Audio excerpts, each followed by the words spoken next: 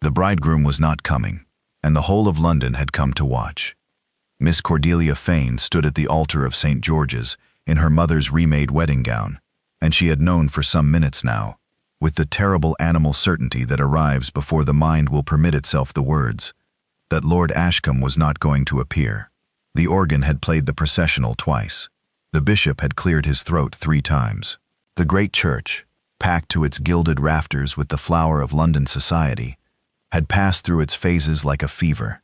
First, the indulgent murmur of a fashionable crowd waiting for a late bridegroom, then a rustling unease, and now, at last, the dreadful electric silence of 500 people who have all understood the same appalling thing at the same moment and are waiting, with the awful patient cruelty of a crowd, to watch a woman realize it too. She had realized it. She stood very still at the altar rail, in the gown, with her flowers, and she did not weep, and she did not sway, and she did not run.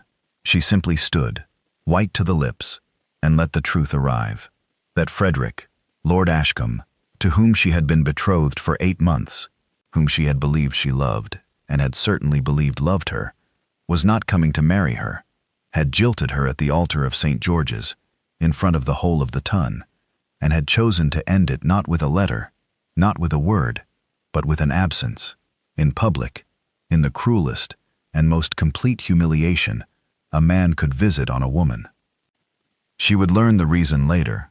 It was the usual reason, the reason as old as the marriage market.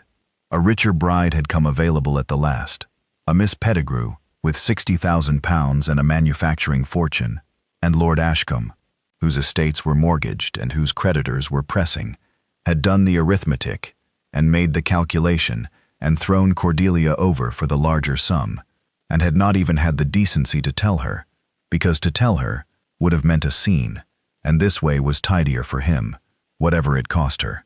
She had been, it turned out, the provisional bride, the one he would marry if nothing better came along, and something better had come along, that very week, and she had been discarded like a hand of cards. A player folds when he is dealt a better one, publicly, silently, at the altar, before all of London. And London, God help it, was beginning to enjoy the spectacle. Cordelia could feel it, the whispers starting, the fans lifting to hide the delighted horror of it, the particular relish with which a fashionable crowd watches the fall of one of its own. Poor Cordelia Fane, jilted at the altar. Did you ever see anything so dreadful, so delicious? There she stands, poor creature, in the gown and all. What will she do? Look at her face. The kindest of them pitied her, and pity, Cordelia thought, standing frozen in her humiliation, was almost worse than the cruelty, because pity meant they had already decided the thing was true, that she was ruined, that a jilted woman is a spoiled thing, and everyone knew it. She would never live it down. A woman left at the altar was a woman with a mark on her forever. Not her fault, everyone would agree. So unfortunate, but somehow, in the way of these things, her stain nonetheless. The woman no one had wanted enough to actually marry, and the men who might have offered for her before would look at her now and see the girl Ashcombe had jilted and pass on. Her father had gone gray. Her mother was weeping into her gloves. The bishop was murmuring something about perhaps a short delay, in the tone of a man who knows there will be no wedding and is only trying to give everyone permission to leave. And Cordelia Fane stood at the altar and understood that in about 1 minute she was going to have to turn and walk the whole vast length of that aisle, past 500 staring, whispering, pitying, delighting faces, alone, in her wedding gown, jilted, and that this walk would be the longest and most terrible of her life, and that she did not know how she was going to survive it, and that she was going to have to survive it anyway, because there was nothing else to be done. She lifted her chin. If she must walk it, she would walk it with her head high. They would not have her tears, at least. That much she could deny them. And she turned to make the terrible walk, and at the very back of the church, from the last pew, a man stood up. He was tall and dark, and dressed in severe, expensive black, and Cordelia did not know him, had never, she was certain, seen him before. But the whole church knew him, and she felt the ripple of recognition and alarm pass through the crowd as he rose, because the man standing at the back of St. George's was the Duke of Ravenspur, the coldest and most feared man in England, who went nowhere and knew no one, and had certainly not been invited to the wedding of a mortgaged baron and a merchant's daughter, and whose presence in the last pew was a mystery no one could account for. The Duke of Ravenspur. What was he doing here? What could he mean by rising? The whispers changed key entirely, the delight in the jilting swallowed up by a new and greater astonishment. The Duke of Ravenspur walked up the aisle. He walked it slowly, in the terrible silence, 500 faces turning to follow him, and he walked it all the way to the front, to the altar, to where the jilted bride stood frozen in her gown. And he stopped before her, and he looked at her, and Cordelia looked back at a complete stranger with cold, dark eyes and a face like a closed door, and had not the faintest idea what was happening, or what he wanted, or why the most feared man in England had crossed the whole of St. George's to stand before her in the worst moment of her life. And then the Duke of Ravenspur did a thing that St. George's, and London, and Cordelia Fane herself would never forget as long as any of them lived. He held out his hand to her, and he said, quietly, but in the dead silence of that vast church every soul heard it, "Miss Fane, forgive the presumption, but it seems to me a very great waste, a church, and a bishop, and all of London assembled, and a bride as lovely and as ill-used as yourself, and no wedding. I find I cannot bear a waste." He paused. "I am the Duke of Ravenspur. I am unmarried, and I am told, the most eligible and the most disagreeable man in England, both of which are true. I have watched a fool throw away the finest thing in this church, publicly, to your great injury, and I find I would rather not watch you walk that aisle alone, and humiliated, when there is a perfectly good bishop standing idle, and a woman before me worth 10 of the man who jilted her. So I make you an offer, here, now, in front of everyone, and you may refuse it, and I will trouble you no further. But I would rather make it and be refused, than watch you walk away unasked. Marry me instead, today, this hour, in this church, before all of them. Turn the worst day of your life into the strangest and best. I am a stranger, and I am cold, and I can promise you very little except that I will never, as long as I live, leave you standing at an altar. But I am here, and he is not, and I am asking, and he did not even do you the courtesy of that. What do you say, Miss Fane? Will you have me?" The church made a sound, a vast collective intake of breath, 500 people gasping as one, and then fell into a silence more total than before, waiting, agog, for the answer.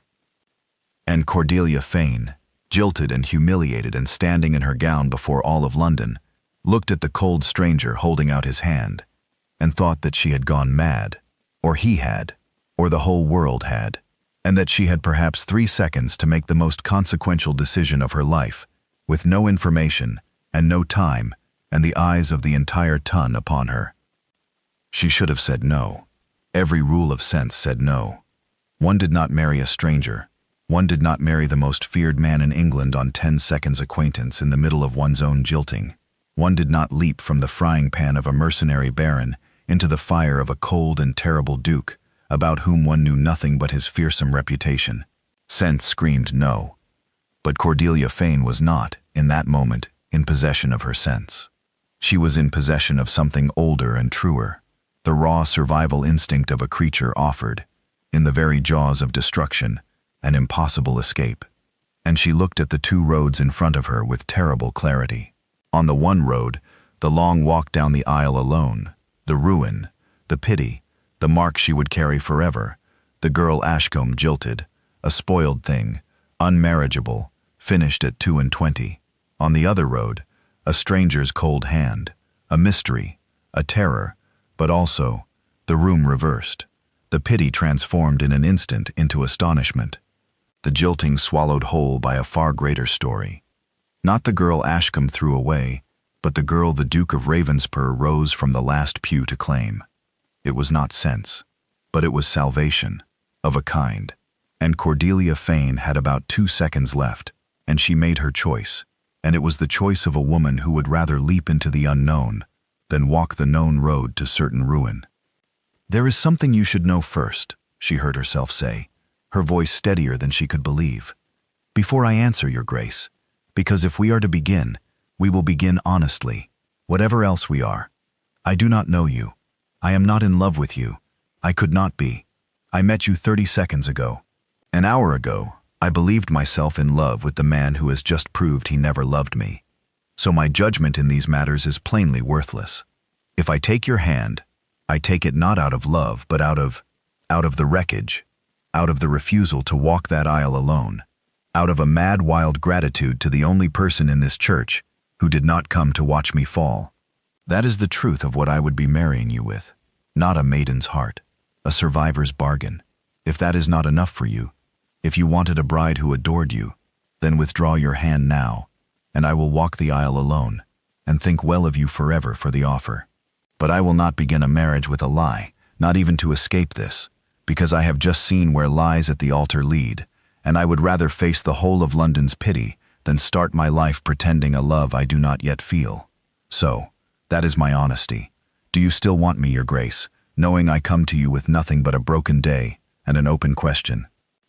And the Duke of Ravenspur, who had expected, if she said yes at all, a desperate, grateful yes, and had not expected to be met, in the middle of her own catastrophe, with this fierce, clear honesty, looked at Cordelia Fane with something moving behind the cold of his face that no one in St. George's had ever seen there, and Cordelia, watching, thought, "Oh, he did not expect me to have terms. He expected a broken woman grabbing at a rope, and instead I have handed him the truth, and he does not know what to do with it, and something in him likes it."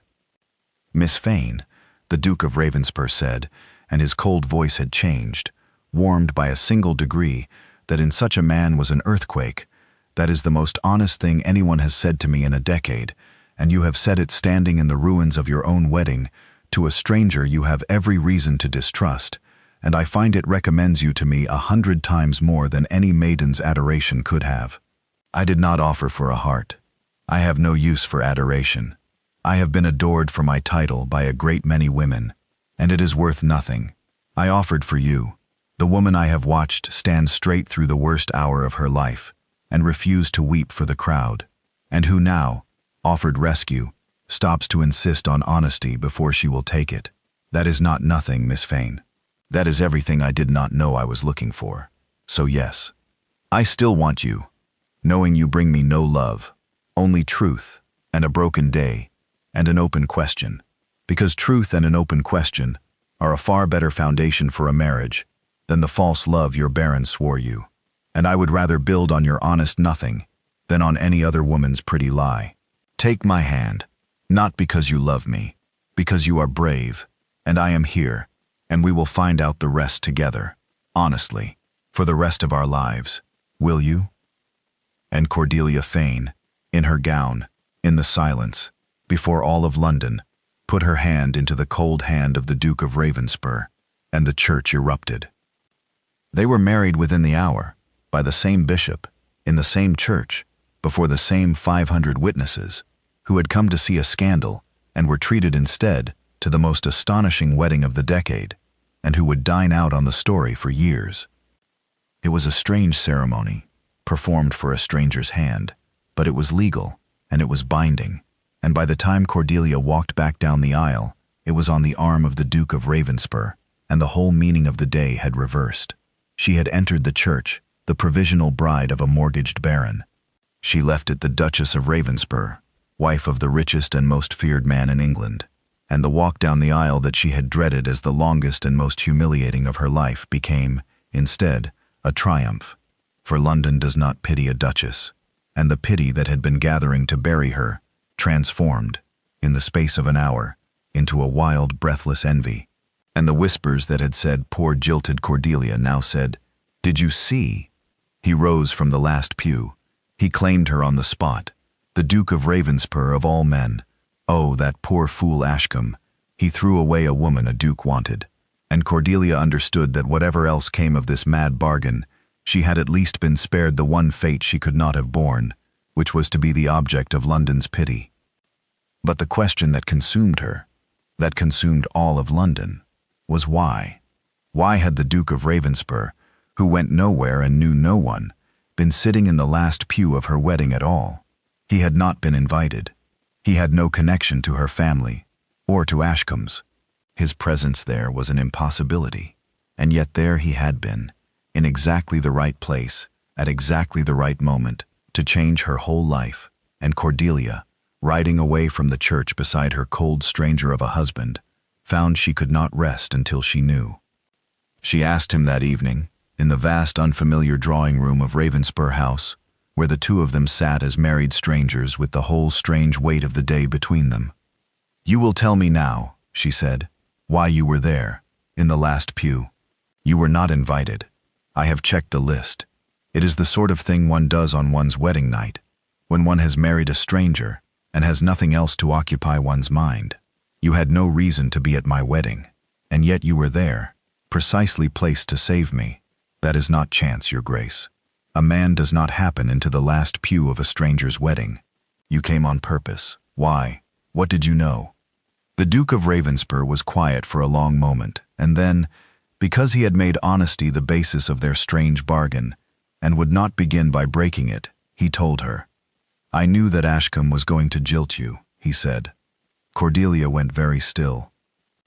"I knew it," the Duke went on, "because I move in the world of men and money, and in that world it was known, quietly, among the men Ashcombe owes, of whom I am not one but hear things, that he had been secretly courting the Pettigrew heiress, and her £60,000 for a fortnight, and that he meant to throw you over for her the moment the arrangement was secure.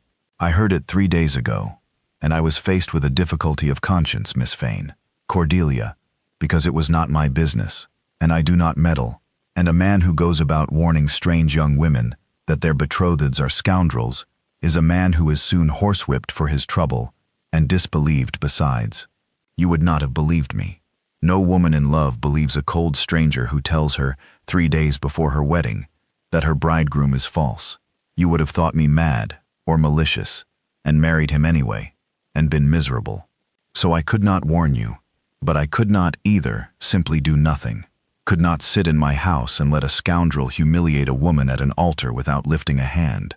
And so I did the only thing I could think to do, which was to come, to be there, in the last pew, out of the way, where I could see how it fell out.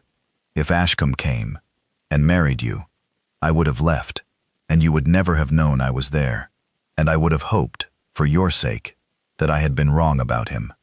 But if he did not come, if he did to you the cruel and public thing I feared he meant to do, then I would be present, and I would be able to offer you, in the moment of your humiliation, the one thing that could undo it. That is why I was there, Cordelia, not chance. I came because I knew he might destroy you, and I could not warn you, and so I positioned myself to catch you if he did. It is the only decent thing I could contrive. I am sorry it required your public jilting to become possible. I would have spared you that if I could have found any way you would have believed." Cordelia stared at her husband of a few hours. This cold, feared, disagreeable man who had, it now appeared, heard of a stranger's coming ruin, and, unable to prevent it, had quietly arranged himself to be present so that he might rescue her from it. "You came to catch me," she said slowly, "in case I fell." "Yes. You did not know me. You had never spoken to me, and you heard I was to be publicly betrayed, and you could not stop it. And so you came and sat in the last pew of a stranger's wedding on the chance that you might be able to soften a catastrophe you had no part in, and no duty to prevent." Her voice was not quite steady. "Why? That is not nothing, Your Grace. That is a great deal of trouble, and a great deal of care, for a woman you did not know. Cold and feared men do not sit in the last pews of strangers' weddings, in case a woman falls. Why did you take such trouble for me, before you had ever heard my voice?" And the Duke of Ravenspur, who was indeed cold and feared and disagreeable, and had made himself so on purpose over long, hard years, looked at his new wife and gave her, because he had promised her honesty, more of the truth than he had meant to. "Because I had seen you," he said, "before. You do not remember it. There is no reason you should. We were never introduced. But I had seen you, twice, across ballrooms I attended and hated, And both times you were doing the same thing. You were being kind to someone the room had overlooked. Once it was a girl in an unfashionable gown whom no one would dance with, and you brought her into your own circle and made her laugh. Once it was an old deaf dowager whom everyone was shouting at and no one was listening to, and you sat with her a full hour and gave her your whole attention. I noticed, because I notice things, and because kindness offered when no one is watching and nothing is to be gained is the rarest thing I know, and I have spent my life among people who have none of it. I did not speak to you. I am not a man who speaks to young women across ballrooms. It would have frightened you and meant nothing. But I remembered you. You were, in my private estimation, the one genuinely good-hearted person I had observed in a season of grasping ones. And when I heard that a scoundrel meant to throw that person away at an altar for a richer bride, I found, rather to my own surprise, that I could not let it happen without at least being there. So you see, Cordelia, it was not entirely a stranger who rose from the last pew. It was a man who had watched you be kind to people who could do nothing for you, and had never forgotten it, and could not bear to watch you destroyed for the crime of having been loyal to a man who was not worth your loyalty. That is the whole truth. I did not marry you out of chivalry, or pity, or a passing whim. I married you because I had known, for 2 seasons, that you were the finest-hearted woman I had ever observed, and a fool handed me, at an altar, the one chance I would ever have to claim you. And cold and disagreeable as I am not fool enough to let such a chance pass twice. The marriage that began as a stranger's rescue became, over the months that followed, the slow, astonished discovery of 2 people who had each expected nothing and found, against all expectation, everything.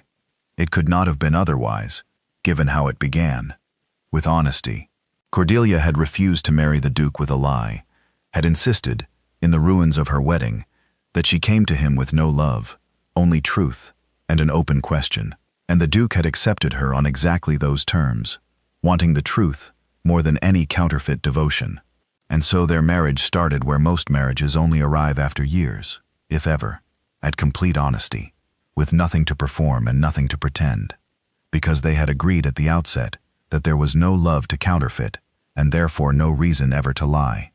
It was the strangest possible foundation, and it turned out to be the strongest, because 2 people who have agreed to tell each other the truth, and who are each, underneath their defenses, genuinely good, a kind-hearted woman and a secretly honorable man, cannot help, given honesty and time, but come to know each other, and cannot help, coming to know each other, but come to love. Cordelia discovered her husband by degrees, and everything she discovered contradicted his reputation. The cold, feared Duke of Ravenspur was not cold at all. He was reserved, which is a different thing, a wall built by a man who had been hunted for his fortune his whole life, exactly as Cordelia had nearly been sold for hers, and who had learned, as she had nearly learned, that the safest thing was to let no one close. She discovered that he was privately, secretly kind, that the same man who had sat in a last pew to catch a falling stranger did 100 other quiet good things and let no one see them. She discovered that he had a dry, buried humor that surfaced only in private, and that she could draw it out, and that making the feared Duke of Ravenspur laugh became, over the autumn, the chief delight of her days. And she discovered, most of all, that he had meant every word of his strange altar proposal, that he had married her, not for a maiden's adoration, but for the woman herself, and that he watched her, always, with a quiet attention that no one had ever paid her, Ashcombe least of all, the attention of a man who had noticed her kindness across 2 seasons of ballrooms and had never forgotten it. And the Duke discovered Cordelia, discovered that the good-hearted woman he had observed from a distance was, up close, even finer than he had known, brave and honest, and possessed of a warmth that began, month by month, to thaw the long cold of Ravenspur House, and of the man who owned it. He had married her to save her. He had not expected to be saved himself, and he was, slowly. From a loneliness he had carried so long he had stopped feeling it as loneliness, and had simply called it his life. They fell in love. It was as simple and as miraculous as that. Not at the altar. Cordelia had been right that no love could be born in 30 seconds of catastrophe. But afterward, Honestly, over months, the way real love most often comes. Not as a lightning strike, but as a slow sunrise. Two people turning toward each other by degrees, until one day they wake and find the whole sky is light. There was one evening early in the marriage that Cordelia marked, afterward, as the first pale streak of that dawn. It was perhaps 3 weeks after the wedding, and they were still, for the most part, courteous strangers, sharing a vast house, dining together, conversing carefully, retiring to separate wings, each scrupulously respecting the strangeness of what they had done. And Cordelia, who was by nature warm and had been marooned in the cold formality of Ravenspur House until she thought she might scream from it, had been unable to sleep, and had come down late to the library for a book, and had found her husband there before her, alone, without his coat, staring into the fire with an expression she had never seen him wear in company, unguarded, tired, and unbearably lonely. He rose when she entered, reaching automatically for the cold, formal courtesy he wore like armor, and Cordelia, on a sudden impulse she did not examine, said, "No, please, do not stand on ceremony. It is midnight, and neither of us can sleep, and we are married, Your Grace. However strangely, surely at midnight, in our own library, we might simply be two tired people by a fire, without all the correctness. I am so very tired of the correctness. It is like living inside a bow that never finishes being made." The Duke of Ravenspur looked at her a moment, and then, slowly, sat back down, and something in his posture eased. "You are right," he said. "The correctness. I built it a long time ago, and I have forgotten how to take it off, even when it serves no purpose. Forgive me. It is not coldness, Cordelia, whatever the world believes, or rather it is, but it is the kind of cold a man puts on, not the kind he is born with. I have been hunted for my fortune since I was 21. Every smile aimed at me, my whole adult life, has wanted something, and so I built the correctness, the coldness, the whole feared and disagreeable Duke of Ravenspur, because a wall that high keeps the fortune hunters out. It also, I have lately begun to notice, keeps everything else out, including, at present, my own wife, whom I have married and housed and scarcely spoken a true word to in 3 weeks, because I have forgotten how to speak true words to anyone at all." He gestured, wryly, at the vast, cold, correct room. "This is what the wall gets you, in the end. A great house, and a great fortune, and a library at midnight with no one in it. I have been safe my whole life, Cordelia. I do not think I have been anything else." And Cordelia Fane, who had nearly married a man who would have sold her, and had instead been caught by this one, sat down across from her strange husband and understood him, all at once, completely, because she had spent 8 months being courted by Ashcombe, and had felt, underneath the pretty words, exactly this loneliness in herself, the loneliness of being wanted for the wrong reasons, of never being certain anyone saw the actual person. "I know that wall," she said quietly. "I have a smaller one. Everyone in the marriage market has one. We are all of us bought and sold, the women for our looks and our dowries, the men for their titles and their fortunes, and we all learn to wonder whether anyone has ever wanted the person underneath the price. Ashcombe wanted I thought he wanted me. He wanted a suitable bride, until a more suitable one came along. I was a price to him, exactly as you have been a price to everyone. So I know the wall, Your Grace. I built one too. It is only that mine is made of warmth instead of cold. I learned to be pleasant to everyone and close to no one, which looks like the opposite of your wall, but does exactly the same work." She looked at him. "Perhaps that is why you noticed me across those ballrooms. Two people behind walls can sometimes see each other over the top. Shall we? This is a very forward thing to say to a husband one hardly knows, but it is midnight, and I have decided I am done with correctness. Shall we try, you and I, to be the one person the other does not need the wall with? We are married. We began with honesty. You insisted on it, and so did I. We have no love between us yet. We agreed on that too. But we might have this, that in this house, with each other, neither of us has to wonder about the price, because there is no price left to pay. You have already married me. I have already been rescued. The transactions are all complete. There is nothing either of us can get from the other by pretending. Which means we are, perhaps, the two safest people in England to be honest with. You need no wall with me, Your Grace. I cannot want your fortune. I already have it. I cannot be after your title. I already wear it. I am the one person who cannot possibly be a fortune hunter, because I am already your wife. Does that not make me safe? The one person you never have to be cold to. The Duke of Ravenspur stared at her, and Cordelia watched the truth of it reach him, that she was right, that in the whole world she was the single person who could want nothing from him that she did not already have, and was therefore the one soul on earth with whom his lifelong wall was simply, structurally, unnecessary. You are safe, he said slowly as though discovering it. You are, good God, you are the one person I never have to guard against. I had not thought of it. My whole life I have wanted one person I could be certain wanted nothing from me, and I have gone and married her, by accident, in the ruins of another man's wedding. He almost laughed. Cordelia, yes, let us try it. No wall, at least here, at least with each other, at least at midnight. I warn you I will be very bad at it at first. I have been cold for 20 years, and the habit is deep, but I should like, very much, to have one person in the world I do not have, to be the Duke of Ravenspur with, if you will teach me. You seem to know how to be warm. It is the one thing I never learned. I will teach you, Cordelia said, and smiled at him, the first real smile she had given anyone in weeks. If you will teach me to stop being pleasant to everyone, as a way of being close to no one, we shall trade, your cold for my false warmth. Between us, we may make one honest person.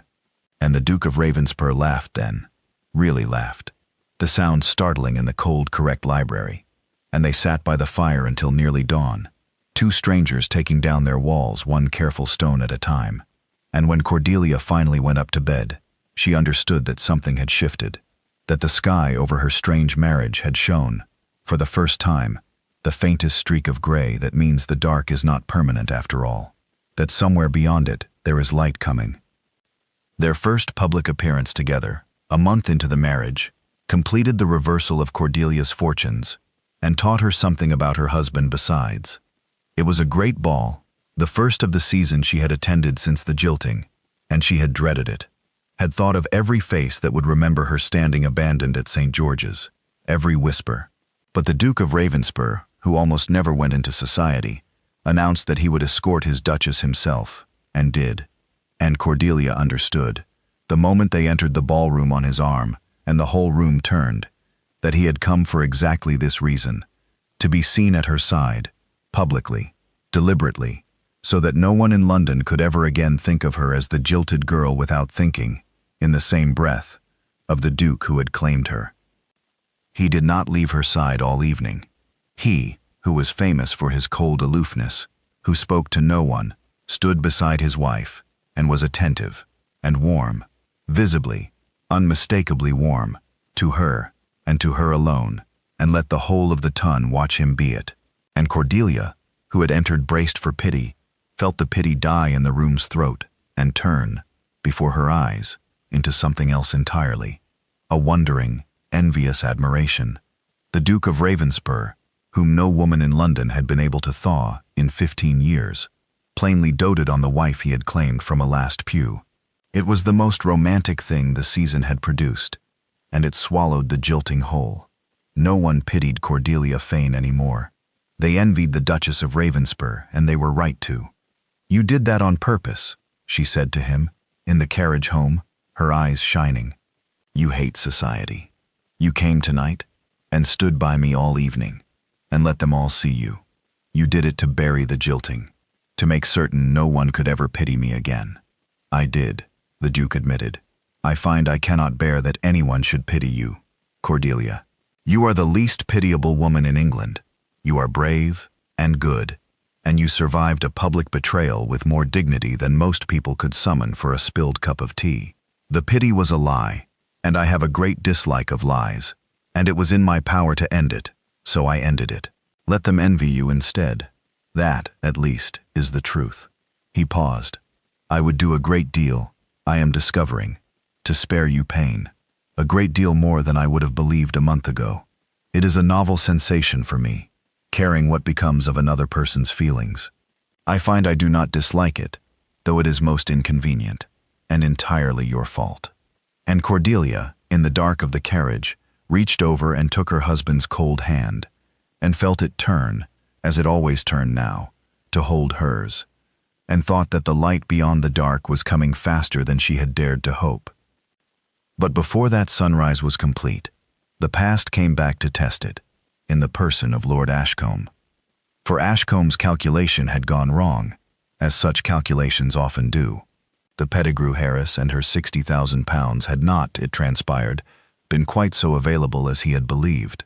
Her hard-headed manufacturing father, learning that Ashcombe had jilted one bride at the altar for his daughter's fortune, had drawn the obvious conclusion about the Baron's character and the security of his own daughter's happiness, and had broken off the match and married the girl to a sober mill owner instead. So Ashcombe had jilted Cordelia for a fortune he did not get, and now found himself with no bride, no £60,000, his creditors still pressing, and, the final unbearable stroke, the woman he had publicly discarded elevated overnight into the Duchess of Ravenspur, richer and grander than any heiress in England. He had thrown away a duchess. All of London knew it, and all of London, which enjoys nothing so much as a scoundrel undone by his own scheme, laughed at him without mercy. And Lord Ashcombe, ruined and humiliated and consumed with the particular venom of a man who has destroyed himself and must find someone else to blame, did the thing that such men do. He came to Cordelia. He came to Ravenspur House, uninvited, and contrived to see her alone, and he made his play, and it was a contemptible one. He told her he had made a terrible mistake. He told her he had never stopped loving her, that the business with the heiress had been a momentary madness, that he had been driven to it by his debts, and had regretted it the instant it was done. He begged her forgiveness with tears in his eyes. And then, when she was silent, he made his true move. He reminded her softly that her marriage to Ravenspur was a strange and sudden thing, a rescue, a bargain struck in a moment of desperation, that surely she did not truly love the cold stranger she had married in her distress, that it was he, Ashcombe, whom she had loved, and that it was not too late, that a woman married in such irregular circumstances might find her marriage was not so binding as she supposed, that arrangements could be made, that she could still come back to the man she had really loved. He was, Cordelia realized, listening to him with a growing cold clarity, trying to seduce her away from a duke, partly out of wounded vanity, partly out of the mad hope of somehow salvaging his fortunes through her, entirely out of an inability to believe that the woman he had thrown away could actually prefer her rescuer to him. He had made one catastrophic error. He had assumed that Cordelia's marriage was only a bargain, and that her heart was still, somewhere, his. He did not know that the slow sunrise had already happened. Cordelia let him finish, and then she answered him, and it was the answer of a woman who had been jilted at an altar, and had discovered, in the wreckage, something better than she had lost. "You are right about one thing," she said. "I did love you. 8 months ago I stood at an altar in my mother's gown, believing I loved you and believing you loved me, and you let me stand there, and you did not come, and you did not even send a word, because a scene was inconvenient to you, and my humiliation was not your concern. That is what your love was worth, Frederick. That is exactly what it was worth. You have shown me its whole value, publicly, in front of all of London, and I am more grateful to you for it than you will ever understand. Because if you had married me, I would have spent my whole life bound to a man who would sell me for £60,000 the moment the offer came, and never known it until it was too late. You did me the greatest kindness of my life, Frederick, by being exactly as false as you are. 1 hour before it would have been irreversible." She rose. "And now you come here, ruined by your own scheme, and tell me you never stopped loving me, and hint that my marriage might be undone. And imagine, you actually imagine, that I might leave the Duke of Ravenspur to come back to you. Let me tell you what you have failed to understand, because it is the whole of it, and then you will leave this house and never return. My husband was in that church, in the last pew. He was there because he had heard you meant to betray me, and he could not warn me because I would not have believed him. And so he came, and placed himself where he could catch me if I fell. A stranger, who had never spoken to me, who took that trouble for me, because he had once seen me be kind to someone, and never forgotten it. You did not even come to your own wedding, Frederick. He came to mine, on the chance that he might spare me a pain that was no concern of his. That is the difference between the man I thought I loved, and the man I have come to love in truth. You would not cross a room to spare me ruin. He crossed all of London to catch me. There is no arrangement in the world, no undoing of any marriage, that could make me choose the man who let me fall over the man who rose to catch me. I do not love you. I am not sure I ever did. I think I loved an idea of you that you never troubled to be. But I love my husband, freely and entirely, the more so every day, and I will thank you to leave his house, and never again insult either of us, by imagining that a woman who has been truly caught would ever go back to the man who dropped her. Good day, Lord Ashcombe. I hope you learn, someday, what you threw away, not the Duchess, but the chance to have been the kind of man who deserved her. That is the thing you lost. It is worth a great deal more than £60,000, and you will never get it back. And she rang for the footman, and had Lord Ashcombe shown out, and never saw him again.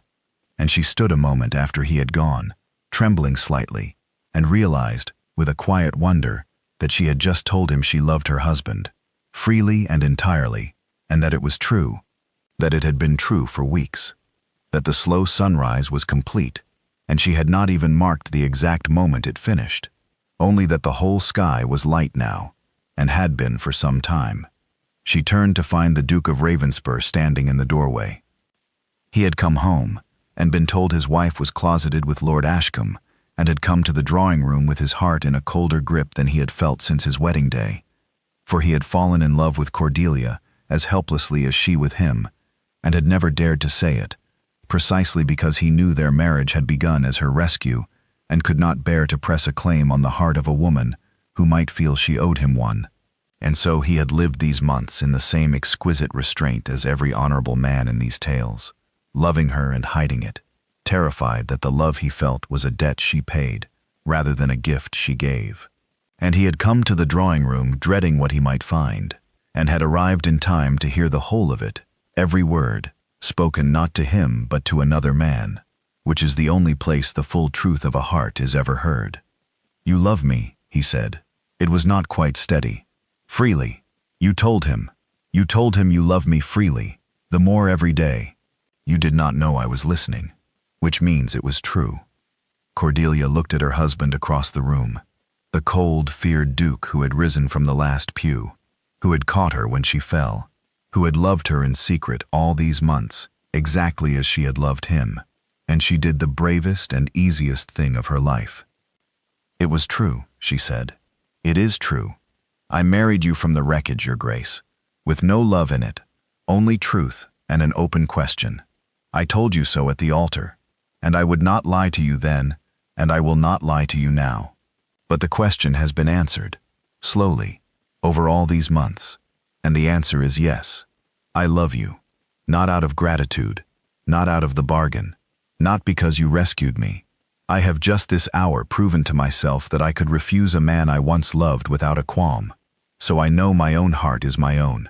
I love you freely, because you are the finest man I have ever known, and because you crossed all of London to catch a stranger, and because you have been secretly, honorably in love with me for months, and been too good to press it, which I have known for weeks, and been too frightened to say. The open question is closed, my love. You did not marry a woman who could not love you. You married one who simply had not started yet. I have started. I am entirely and freely yours, and I have been for longer than I dared admit." And the Duke of Ravenspur crossed the room to his wife, the way he had crossed the church, the way he had crossed all of London, and gathered her into his arms, and the marriage that had begun as a stranger's rescue in the ruins of a jilting became, fully and at last, the true and freely chosen love it had been quietly becoming all along. The story of how the Duke of Ravenspur rose from the last pew became one of the legends of the age, told and retold until it hardly seemed real.